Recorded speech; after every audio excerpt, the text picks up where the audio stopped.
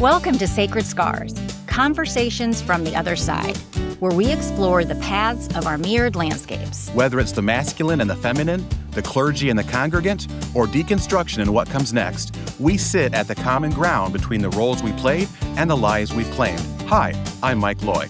And I'm Lori Bickle. Pull up a seat at the table. There's a place for you on the other side. Welcome back to the table. Today, we are going to continue our discussion on grief. We have planned to do grief in 1 to 2 episodes, and now we're on the 4th episode of grief. Yeah.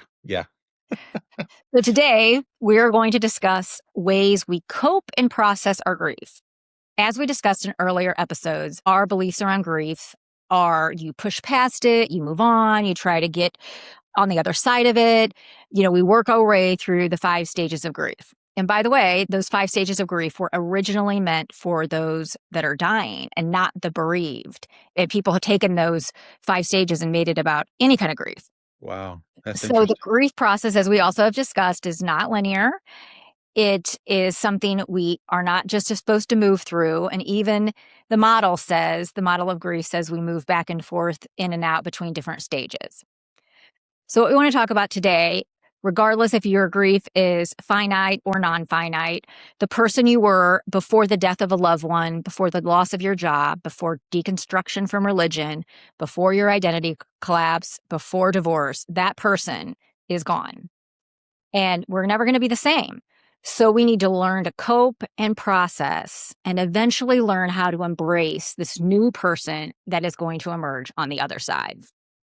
Yeah, I tell you what, reading over the material, it's still, you think you're prepared. And then when you sit down to the episode and start digging through it, and it just starts unlocking so much stuff. You remember that term, because you and I talked about this, that kind of helped inspired the name of our podcast, that Japanese. Because I can't say it, but it's because, okay, let's look it up and we'll just Okay, so I'll talk about it while you look up the term.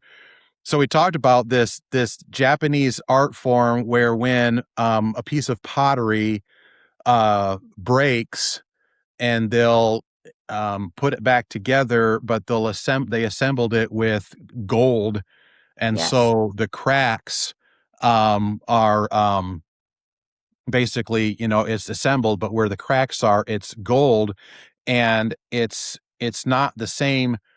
While there are elements of that piece of pottery that are in this new piece, it is nowhere near that old piece of pottery, and it is filled with these gold-filled cracks or scars, and it takes on a new shape, a new form, and a level of beauty that far surpasses its beauty before it was shattered and broken. And so we were talking about that in the as we were brainstorming where we might go with this podcast and what we might call this podcast, and the idea of religion and coming out of it and what we experienced. Such an existential crisis, just a quantum level upset, and and in essence, the pottery of our entire existence was dropped to the ground and completely shattered. Yes. And so part of our healing process has been picking up those pieces and putting our lives back together, but there's no way that we can ever reassemble what was. And you're going to have those beautiful, sacred, gold-filled scars Yes. in this new piece, which is the beauty of this new piece, and hence the name Sacred Scars. And our logo has a little bit of that gold in it as a nod to that. But understanding, there's just going to be so much of what was that you're just never going to get back. And I'm okay with that, especially when you learn to embrace the beauty of the scars, the cracks, the gold that makes up the holistic existence of who we are and who we are coming to be this side of the break. And so yeah, I'm I'm really appreciative of this topic and diving into all of these things. So the name of what we're talking about Yeah. is kintsugi, Kintsugi. I may have said it wrong. But instead of rather than hiding the cracks, Yes. this technique emphasizes them and celebrating their history. And Celebrate. how we said, and that you and I both said, like, we have to eventually learn how to be this new person. So Yeah. there's coping and processing of this grief that we need to try and, work through. I would say, would you not say that there is a season when you're just cycling within that grief, right? Like, and that is Yeah. normal, and that's Yeah. normal. But we have to learn to move through it. So healthy grief experiences early on in the weeks, days, months that follow something. We have shock, can be misunderstood as depression, numbness, avoidance, denial. There's a confusion, daze, bewildered, surreal. There's fatigue and emotional exhaustion. I still sometimes suffer when I'm processing something through this deconstruction space. Yeah. And especially as you and I are learning and growing and trying to help other people, we're getting deeper and deeper into the work.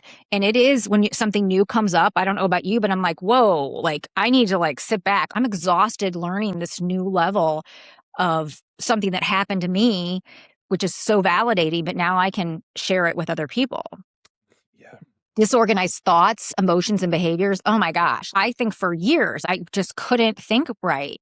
Repetitive thoughts, loss of interest in work or working more, changes in sleeping and eating patterns, helplessness, isolation, loneliness, and focusing on the past. Like, oh my gosh, I wish this wouldn't have happened, if it's deconstruction or any other kind of loss. So all of those happen early on, and all of those are healthy. We all have experienced them when we experience grief, and they're healthy, but Yeah. we eventually need to move through those things. Do you have anything to say about that Yeah. list? A couple things. So, I kind of wonder because I had mentioned on one of our episodes that quote that I had stumbled across, that grief is optional in this lifetime. And you don't have to experience grief, but you can only avoid it by avoiding love.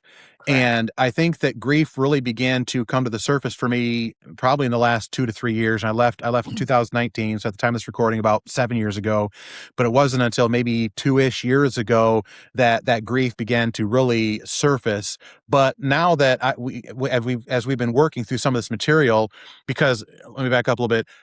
When I got through my hatred and anger phase, began to process hatred, began to process anger, and began to love again, began to love parts of myself and love some of the experiences that I did have in the religious circle. I think that when I began to feel love again, when love was allowed at the table, its plus one was grief. Yeah. It brought Oh, grief to the for table sure. with it.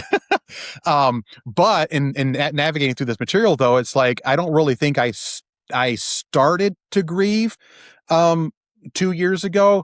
I just think that maybe grief has always been there, but maybe in the shadows, and it was more I Mhm. love helped me identify it a couple of years ago. Because when I navigate it was weird as we're going through this list of things, I'm like, yeah, I experienced all of that right out of the gate.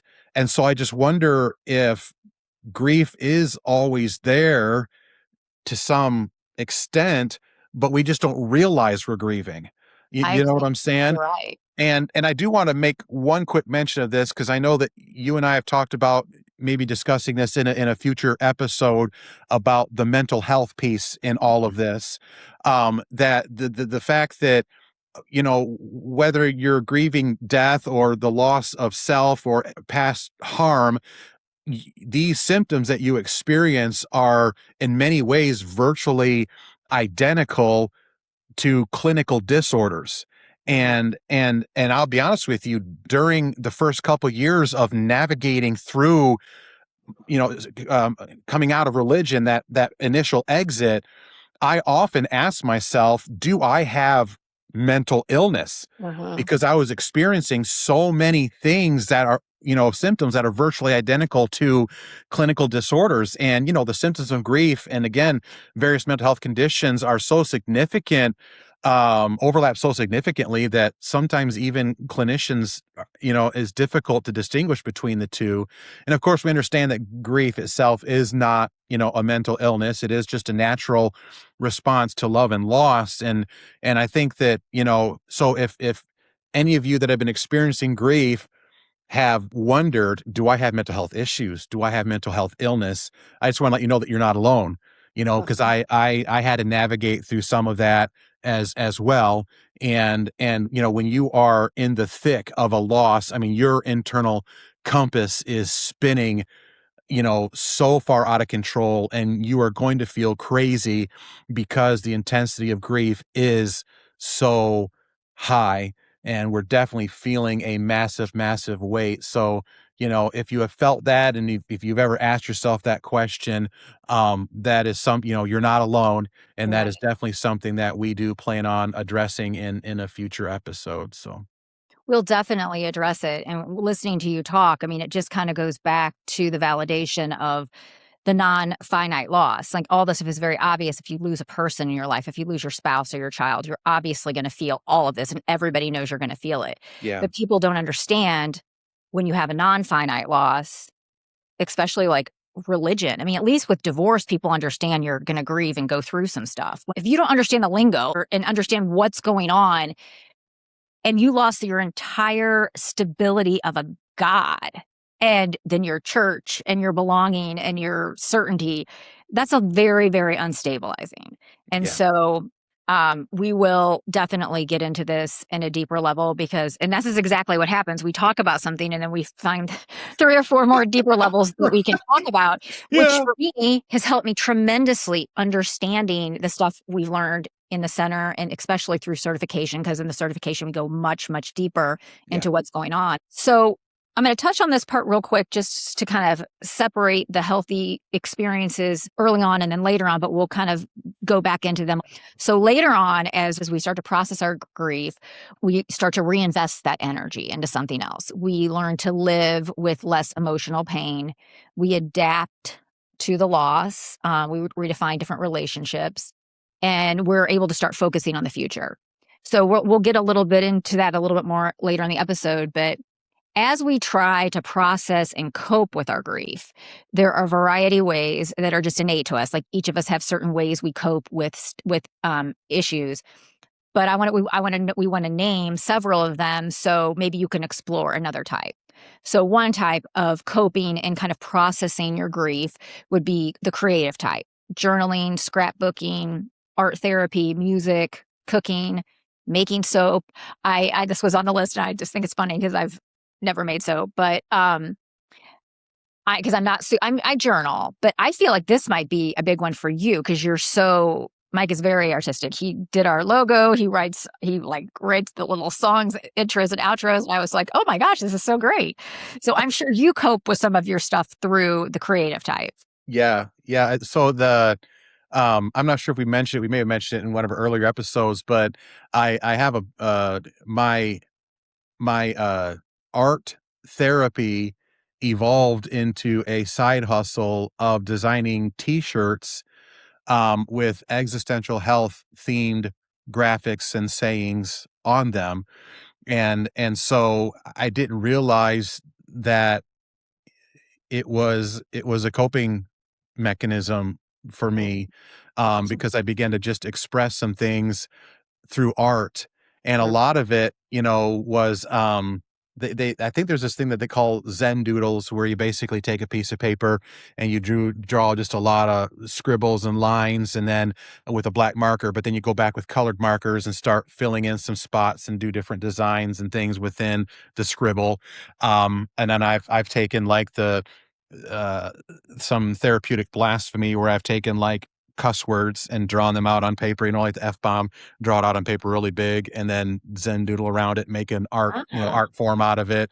And then two, part of the inspiration behind my t-shirts is rewilding a lot of things that I had in religion, sayings and statements, and inspirational things. A lot of times when you go online, you look up inspirational t-shirts and you've got a lot of Jesus loves you and God this and faith that. So I wanted to kind of rewild some of those inspirational thoughts and sayings into something that had no tie to toxic religion whatsoever, and eventually, evolved into the t-shirt business as well.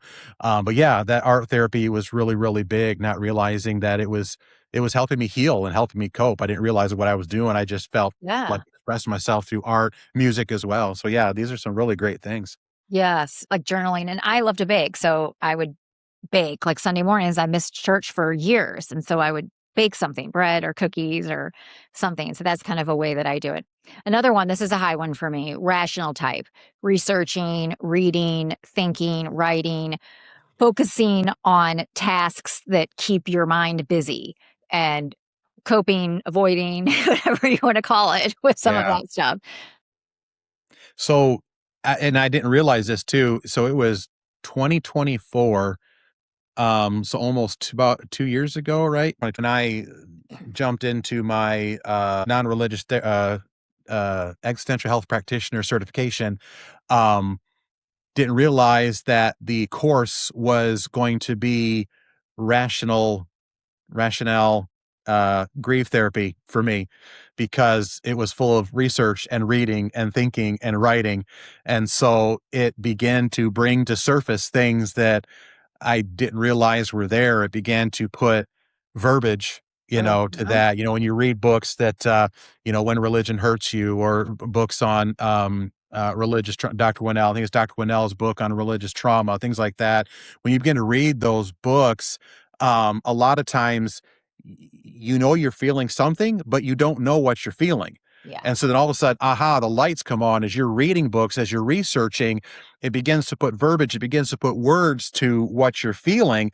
And it's like when you do that, the cool thing is that it's almost like it draws it out of the shadows and into your conscious thinking. And a lot of times the first step towards healing or towards change is just pulling something out of the shadows and setting it on the table.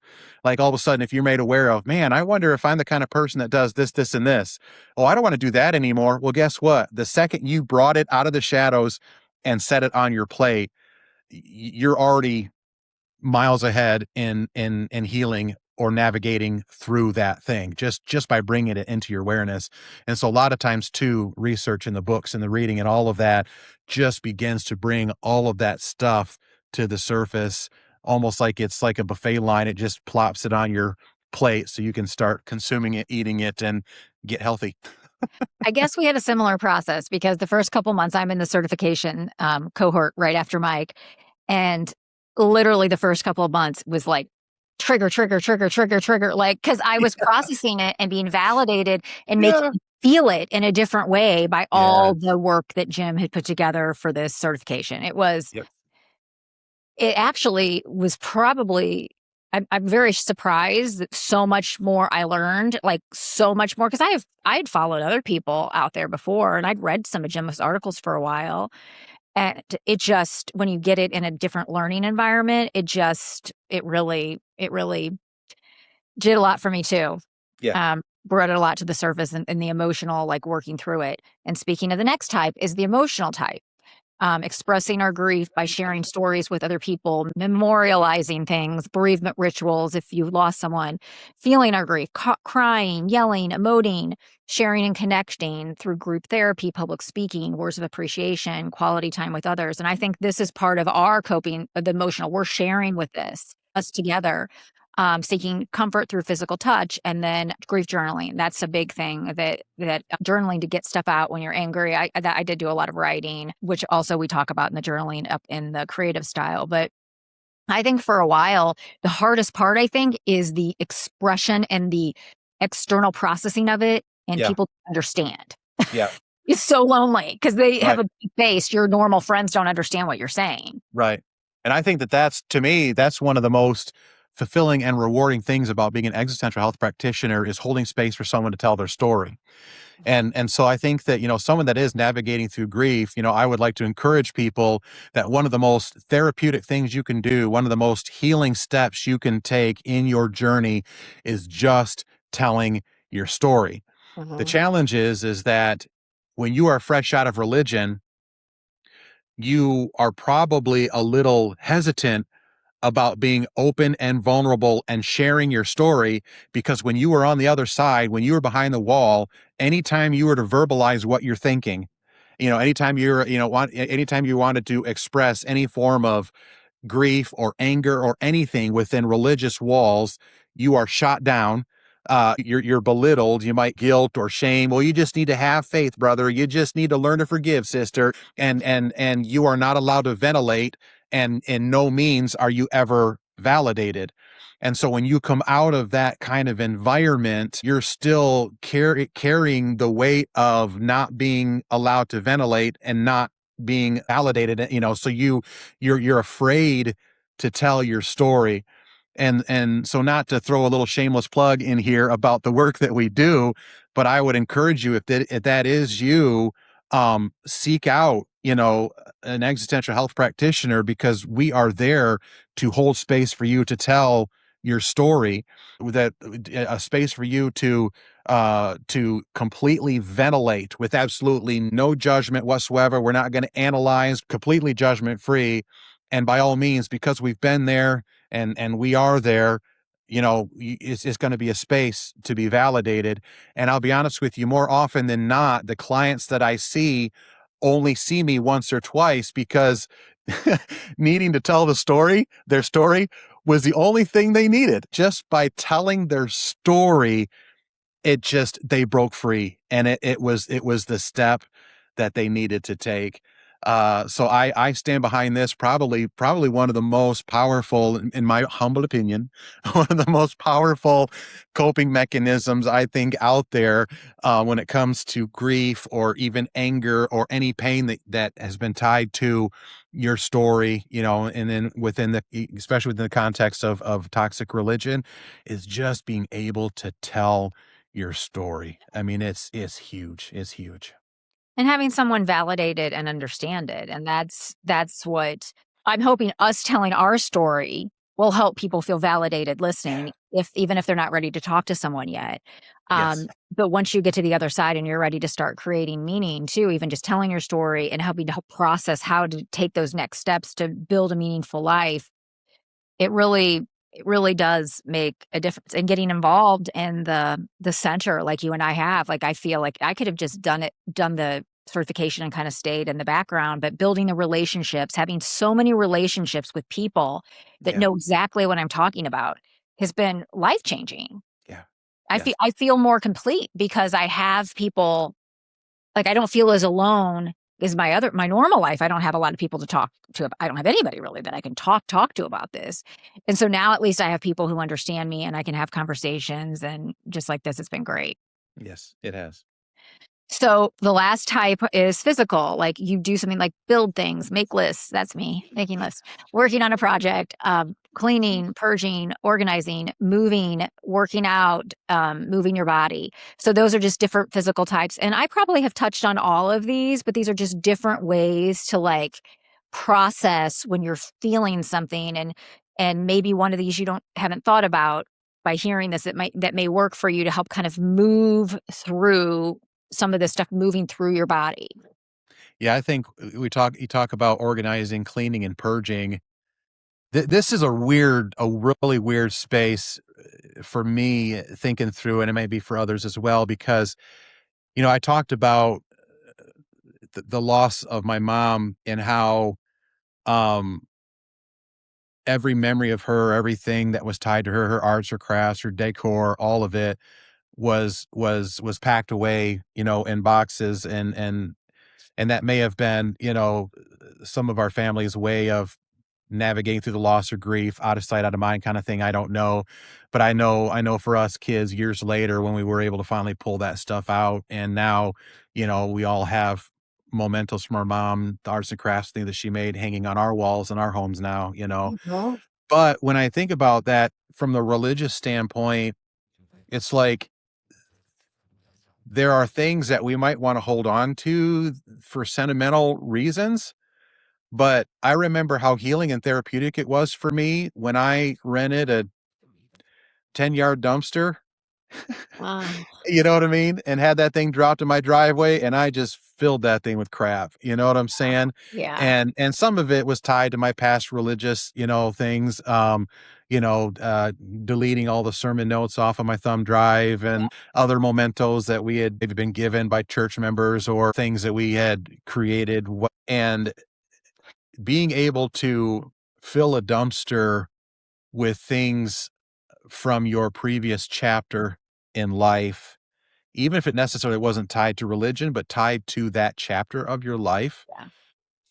Wow. Orging is huge. I used to be a professional organizer. It's a big deal. The weight you Oh, lift man. off people after they cleaned out things, Yeah. paper, just even paper. Like, Yeah. it's just such a huge weight, and it shifts so much energy. It's like there's so much, you know, my understanding of it is there's just so much energy Yeah, in that stuff. there is. Just the sole fact that it's sitting there in my garage, it's like emanating Yes, it is. that energy into the house. And once that stuff got thrown in a dumpster and hauled off to the dump, it's like, wow, it so feels different here now. It's wow. I don't know. It's It's true. It's huge. so true. Yeah. It's so true. I learned this in my Bruce companionship certification, and I kind of want to like just read it so we can go through of what, because it falls in the same. We still go through the same phases for this type of loss, but it's called the needs of a mourner. We need to acknowledge the reality of the death. So even in a non-finite loss, we need to acknowledge that we no longer believe, we don't go to church anymore, we don't believe in the Bible, we don't believe in religion, whatever term you want to use, and there could be multiple ones, right? We need to acknowledge the reality of the death. And next, we need to embrace the pain of the loss. And that's kind of what we've been talking about these last several episodes. And I kind of have a feeling that we're going to talk about it a lot. I mean, we'll definitely talk about meaning making and stuff as we go along, but you can't skip over the depths of what happens to you when you deconstruct and you Yeah. have an identity crisis, a crisis of faith, and your identity collapses, right? Yeah. So we need to embrace the loss of the pain of the loss. And then we need to remember the person who died. And for this, I say we need to remember the person who we used to be before this happened. We need to embrace, because we died when we did this, a version of ourselves, and maybe our entire version died when we let go of the metaphysical security and let go of the belief system. And we need to remember who that person was and have compassion. Because I went through a season, Mike, I don't know about you, I beat myself up, man, so much of what I believed and how I believed it and choices I made because of religion. I think we touched on this in an episode before, but um, it just was a lot of, so remembering that person and having compassion for that person. That takes a while. Now, Yeah. before we go, I do want to go back to the acknowledging the reality of the death. There's a little bit of a double-edged sword to that acknowledgement because sometimes during part of this grieving session that the grieving process of going through, sometimes we also may carry a little bit of guilt, a little bit of shame, even still feeling like we're under the influence of, while we are mourning the loss of that God figure, sometimes during that mourning process, we're also still feeling like we're under its power still. Yeah. Like we are feeling a little bit guilty and shameful because we didn't get up and go to church this morning, or I finally had that beer that I've been wanting to try, whatever it might, Somebody you know like what me, I'm I'm a saying? Catholic. We drink, but you Yeah, yeah. Well, Baptist, we didn't drink publicly anyways, but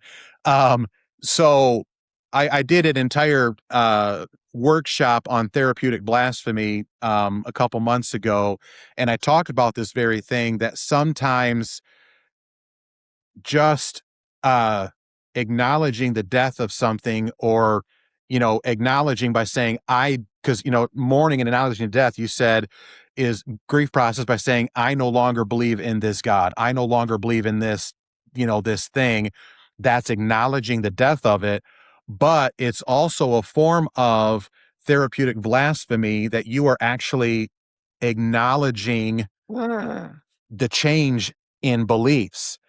And when you do that, that very act siphons power from that thing, and it takes it down a peg. So while you are actually, so if you use this mechanism to cope with the grief in the same way, in the same action, you are also breaking the ties, the shadow. Because doesn't this kind of work too with, like, if someone maybe had an abusive mother that they lost, and the echoes of that mom is just still in their brain, and by acknowledging, no, she's gone. She is dead. She is no longer here. She no longer has rule and power over my life. Not only is that a way to solidify the loss, mourn the loss, but to break The any attachment. tie or power that thing, that person has over you. And so that is actual a way, it is a double-edged sword that someone can use to break that power over them. Great, great point. Exactly. So then we said embrace the pain of the loss, remember the person who died, and then develop a new self-identity. So you have to begin to start developing a new self-identity. And through that, the next one is start searching for a new meaning. I think when I started this certification, I felt like everything was pretty much meaningless. Like, I didn't understand. I'm like, what was the point of any of it? Because I had gotten so low within it, and so many things kept unwinding for me. And when I heard in the certification that you have to create your own meaning, something shifted in me. And I think that line kind of started to shift how I moved forward in my life, because I kept searching for some kind of meaning and it kept falling apart. And Right. maybe I was searching for something that I couldn't grasp onto. And then finally I just like let it all go. And now I'm like, okay, well, I create my own meaning. That's what one of the things he said, you create your own meaning. And I've been creating my own meaning by getting the certification, by getting the grief certification, by doing this podcast with you, developing relationships in here. And my life is so much more full because I have taken all those things that died and caused me so much pain and developed a new self-identity with them and finding new meaning within everything that had happened. Yes. And this is definitely a difficult thing to navigate through, because sometimes it's hard to develop meaning if you don't even know who you are Yes. anymore. So what part do I mean, how can I even begin to develop meaning if I don't even know what part I play in this world?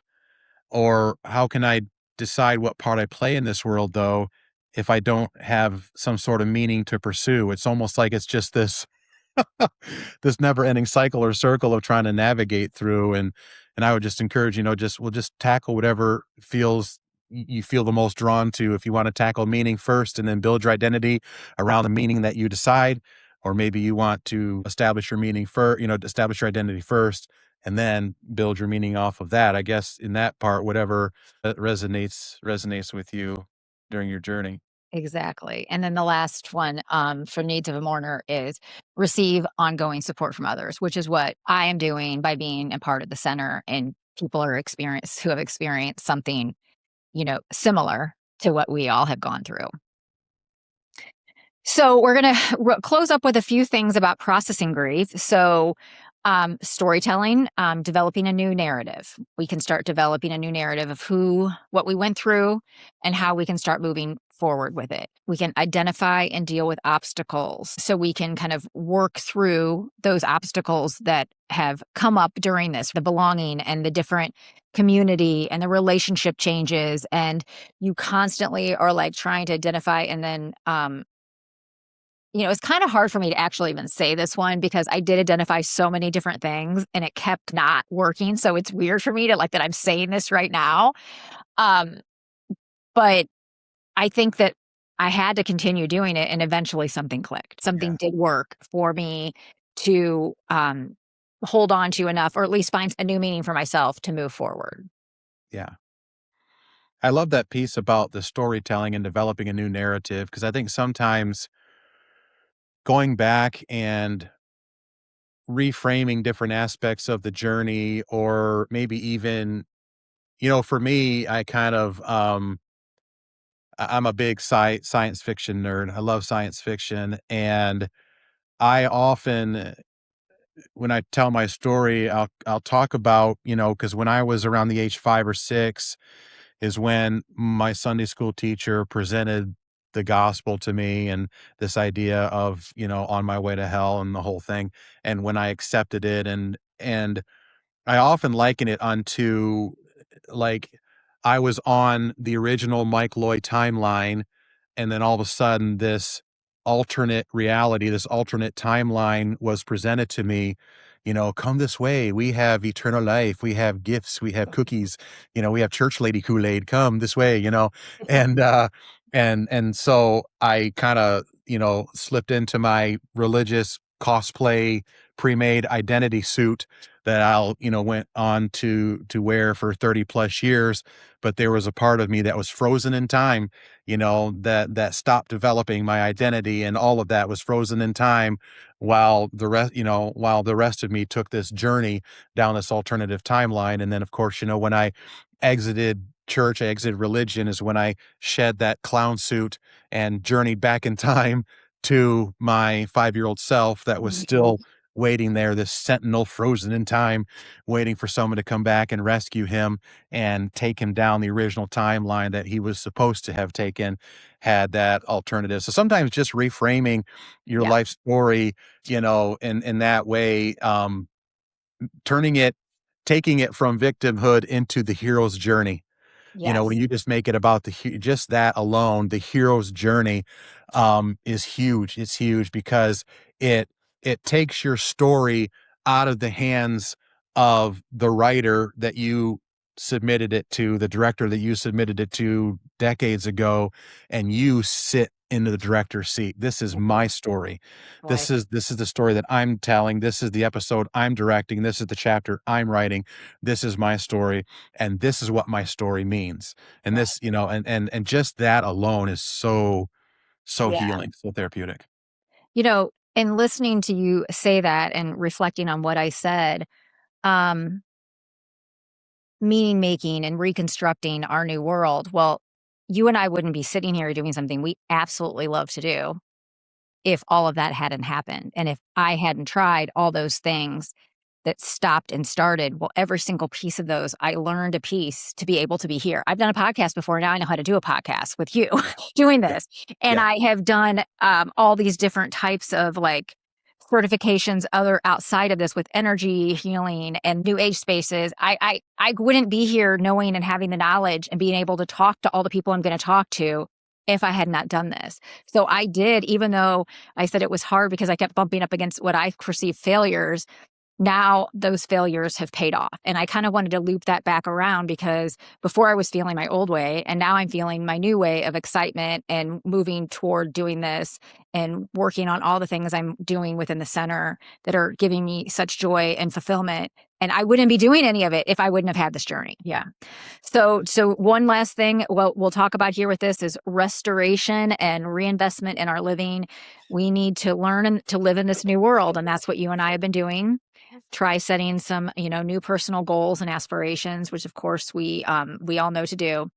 And one of the things we haven't talked about, which we probably should have a little bit earlier, is trying to set up some new rituals for the new way of moving forward. Maybe rituals to release things from the past, like journaling and burning it, or and then taking a new way, some new intentions that we take forward to try and slowly take one step at a time to reconfigure our new worlds. yeah. We mentioned that, learning to live in a new world, I think in many ways, it could potentially, depending on how conservative or controlling your environment was, there may be a little bit of a culture shock when you step out into the world because there's going to be, especially if you were protected or behind the walls of this evil, wicked, fallen world, and then you go navigate this alien planet. I would say definitely give yourself some patience, some grace, some love as you navigate through, because it's going to be a little bit of culture shock. Quite possibly you're going to, have to learn a new language. You'll get to the point too. You'll get to the point eventually where when you drive by a church sign and you read that church sign, in the back of your mind, you kind of understand where they're coming from, but you're looking at it and said, that sounds so stupid. Yeah.